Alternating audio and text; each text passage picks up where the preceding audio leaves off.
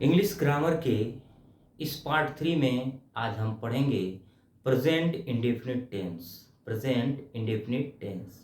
Present indefinite tense की पहचान क्या होती है? तो प्रेजेंट इंडेफिनिट टेंस को हम कैसे पहचानेंगे? हिंदी वाक्यों के वर्ब के हिंदी वाक्यों के क्रियाओं के अंत में अगर ता है, ती है, ते हैं, ते ता है, ती है, ते हैं आदि शब्द मिल जाएं तो हम समझ जाएंगे कि वो क्या है, प्रेजेंट इंडेफिनिट टेंस है। जैसे वर्ब के अंत में कहने का मतलब हो गया, जैसे वर्ब क्या होता है? खाना, पीना, खेलना, कूदना, दौड़ना, हंसना, रोना, ये सभी क्या है? वर्ब है, क्रियाएं हैं। तो हिंदी वाक्यों के क्रियाओं के अंत में अगर ता है, ती है, ते हैं आदि शब्द आए तो हम जान लेते हैं कि वो प्रेजेंट इंडेफिनिट टेंस का वाक्य होगा। तो देखते हैं पहचान क्या होता है। वर्ब के लास्ट में, वर्ब के अंत में, वर्ब के अंत में ता है, ती है, ते हैं आदि शब्द आते हैं, आदि शब्द आते हैं। वर्ब के अंत में ता है, ती है, ते हैं आदि शब्द आते हैं। अब बात आती है कि इसमें सहायक क्रिया क्या लगता है। तो सहायक क्रिया देखते हैं। सहायक क्रिया,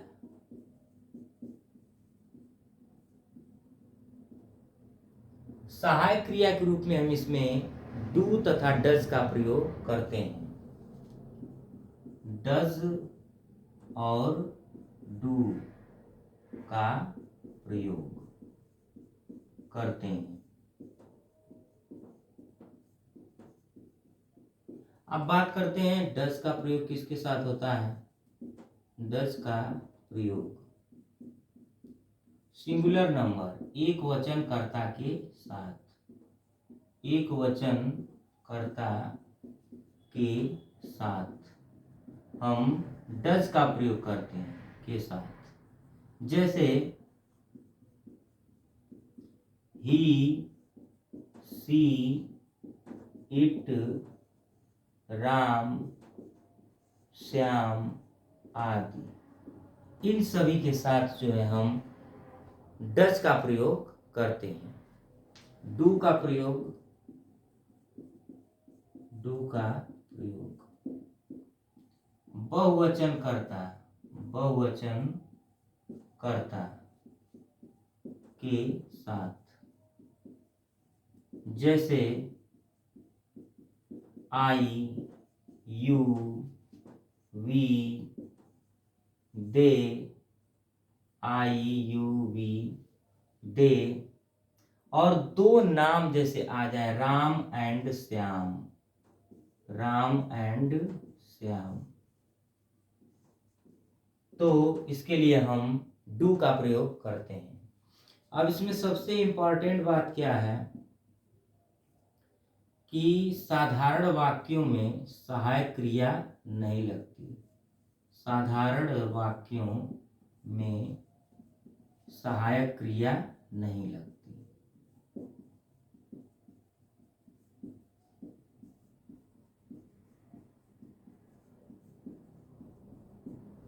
किसके साधारण वाक्यों में? तो प्रेजेंट इंडेफिनिट टेंस के साधारण वाक्यों में सहायक क्रिया नहीं लगती है। क्या लगाते हैं? वर्ब की यस या ईएस फॉर्म्स लगाते हैं। वर्ब की यस या ईएस फॉर्म्स लगाते हैं।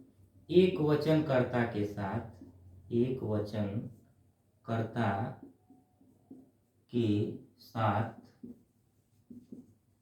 वर्ब में यस या ईएस का प्रयोग करते हैं।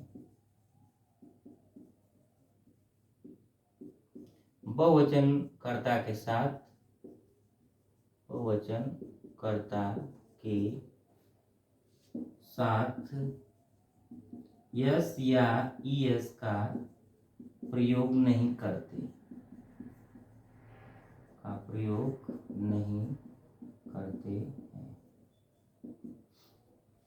तो ये होगा हमारा पहचान। पहचान क्या हो गया कि वर्ब के अंत में ता है, ती है, ते हैं आदि शब्द आते हैं तो उन्हें हम प्रेजेंट इंडेफिनिट टेंस के वाक्य कहते हैं। इसकी सहायक क्रिया क्या होती है? डज तथा डू। डज का प्रयोग हम एक वचनकर्ता के साथ जैसे ही, सी, इट, राम, श्याम आदि, और डू का प्रयोग हम बहुवचनकर्ता के साथ जैसे I, you, we, they, Ram and Shyam.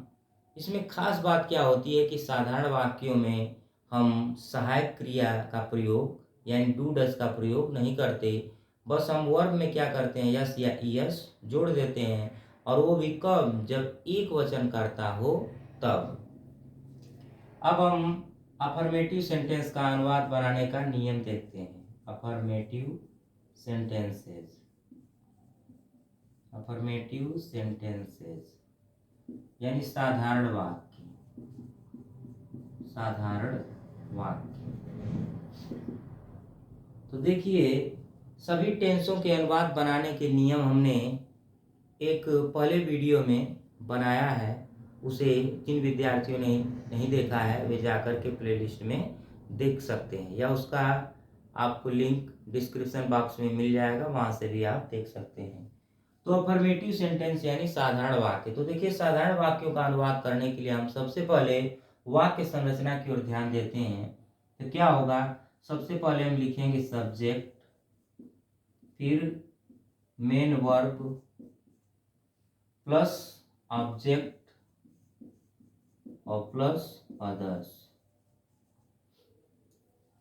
अब देखिए, इसमें सहायक क्रिया नहीं लिखा गया है, उसके लिए आपको यहाँ पर इस ऊपर वाले नियम को ध्यान में रखना होगा कि जब एक वचन करता हो तो हम यस या ईएस का प्रयोग वर्ब में करेंगे, और जब बहुवचन करता हो तो हम यस या ईएस का प्रयोग वर्ब में नहीं करेंगे। जैसे एक एग्जाम्पल लेते हैं कि मैं अखबार पढ़ता हूँ, मैं अखबार पढ़ता हूँ। तो ये देखिए, पहला हमारा एग्जाम्पल हो गया कि मैं अखबार पढ़ता हूँ। अब वर्ब के अंत में क्या है? वर्ब है पढ़ना, उसके अंत में है ता, हूँ। तो इसका क्या हो जाएगा ट्रांसलेशन? मैं, देखिए मैं जो है बहुवचन करता है तो उसके लिए हम यस या ईएस का प्रयोग नहीं करेंगे। तो I read the news paper, I read the news paper, ये हमारा अनुवाद हो गया। अगर बात यहीं पर आ जाए, वह अखबार पढ़ता है, वह अखबार पढ़ता है, तो इसका क्या हो जाएगा? ही रीड।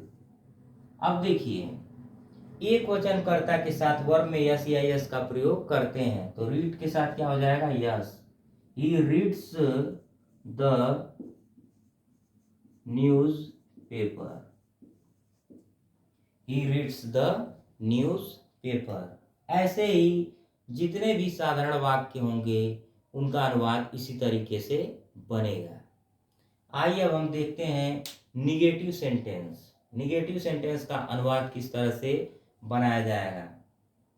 तो देखते हैं निगेटिव सेंटेंसेस। नकारात्मक वाक्य, निगेटिव सेंटेंसेस यानी कि नकारात्मक वाक्य। तो देखिए, नकारात्मक वाक्यों में हम क्या करते हैं?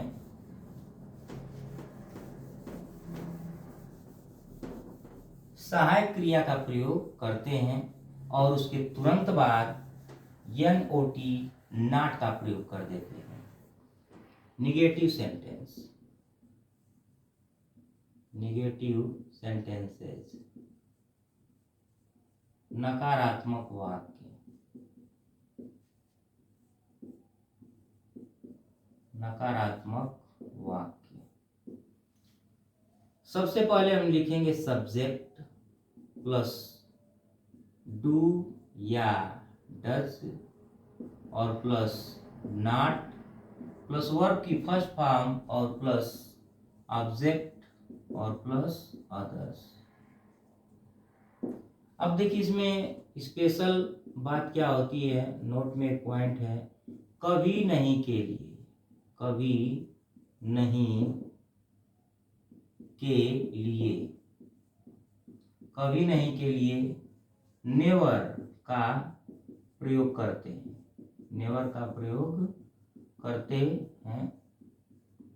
तो कभी नहीं के लिए हम नेवर का प्रयोग करते हैं। ऐसे में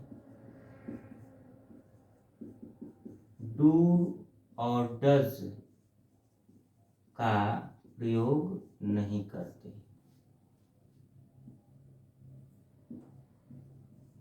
नहीं करते। तो एक एग्जाम्पल के द्वारा इसे हम समझेंगे। मैं अखबार नहीं पढ़ता हूँ, मैं अखबार नहीं पढ़ता हूँ। तो इसका क्या हो जाएगा, मैं, तो मैं के लिए डू का प्रयोग करेंगे, तो I do not read, I do not read the news paper, news paper. वह अखबार नहीं पढ़ता है, वह अखबार नहीं पढ़ता है। इसका क्या हो जाएगा, he does not, he does not read the newspaper, he does not read the newspaper. अगर बात आ जाए मैं कभी, मैं किताब कभी नहीं पढ़ता हूँ, मैं किताब कभी नहीं पढ़ता हूँ। तो क्या हो जाएगा, I never, I never read the book, I never read the book.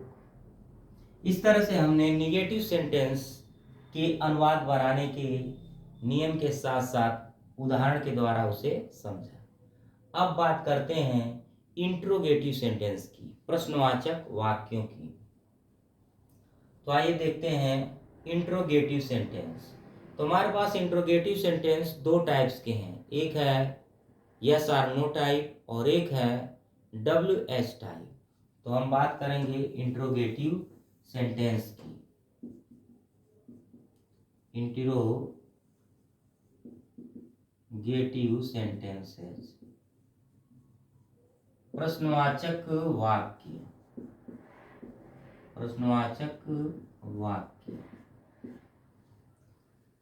तो प्रश्नवाचक वाक्य हमारे पास कितने हैं, दो टाइप के हैं, यस आर नो टाइप और दूसरा है WH type, type 1, yes or no type. पहचान क्या होगी, जब क्या शब्द वाक्य में पहले आए, वाक्य में पहले आए। जब क्या शब्द वाक्य में पहले आए तो हम क्या करते हैं, डू या डज को पहले लिखते हैं, फिर सब्जेक्ट लिखेंगे, फिर वर्ब की फर्स्ट फॉर्म, फिर ऑब्जेक्ट लिखेंगे, फिर अदर्स और अंत में हम क्वेश्चन मार्क्स अवश्य लगाएंगे। जैसे क्या तुम गीत गाते हो, तो इसका क्या हो जाएगा, do you sing a song, do you sing a song. अब बात करते हैं WH टाइप की, type 2, WH type question word. जब प्रश्नवाचक शब्द वाक्य के बीच में आए, जब प्रश्नवाचक शब्द वाक्य के बीच में आए। तब क्या करेंगे, क्वेश्चन वर्ड, क्वेश्चन वर्ड की इंग्लिश पहले लिखेंगे, फिर डू या डज को पहले लिखेंगे, फिर सब्जेक्ट, फिर वर्ब की फर्स्ट फॉर्म प्लस ऑब्जेक्ट और प्लस अदर्स और प्लस लास्ट में क्वेश्चन मार्क्स अवश्य लगाएंगे। जैसे तुम कहाँ रहते हो, तुम कहाँ रहते हो। तो देखिए कहाँ जो है प्रश्नवाचक शब्द है और उसकी अंग्रेजी क्या होगी, वेयर, तो उसे हम पहले लिखेंगे। फिर उसके बाद तुम सब्जेक्ट है तो तुम के लिए डू का प्रयोग होगा, वेयर डू। फिर उसके बाद you subject, where do you. उसके बाद वर्ब की first form live, where do you live. अब देखिए टाइप थर्ड होता है जिसमें हम प्रश्नवाचक शब्द में कहीं नहीं शब्द दे दिया रहेगा तो तुरंत कर्ता के बाद नॉट लगा देंगे। तुम यह कार्य क्यों नहीं करते हो, तो इसका क्या हो जाएगा, why do you not do this work. अब देखिए यहाँ पर दो दो डू है, एक डू करना है और एक डू क्या है, हेल्पिंग वर्ब है, सहायक क्रिया है। Why do you not do this work. इस तरह से आज का हमारा ये पार्ट 3 यहीं पर समाप्त होता है। हम आपको कुछ एग्जाम्पल्स के तौर पर होमवर्क दे रहे हैं, आप इसे घर पर प्रयास करें और इसका आंसर हमें कमेंट बॉक्स में अवश्य दें। मैं गिटार बजाता हूँ,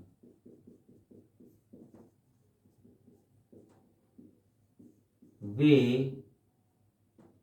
क्रिकेट खेलते हैं,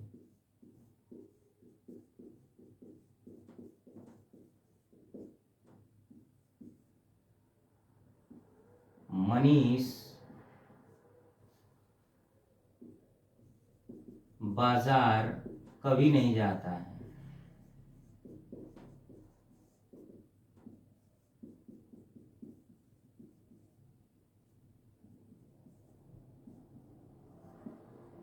तुम कहाँ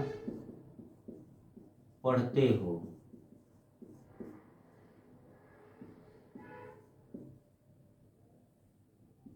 मीरा यहाँ क्यों नहीं रहती है। इन पांचों वाक्यों का आंसर आप कमेंट बॉक्स में 1 2 3 4 5 करके दीजिए। मिलते हैं अगले पार्ट में, तब तक के लिए goodbye and take care.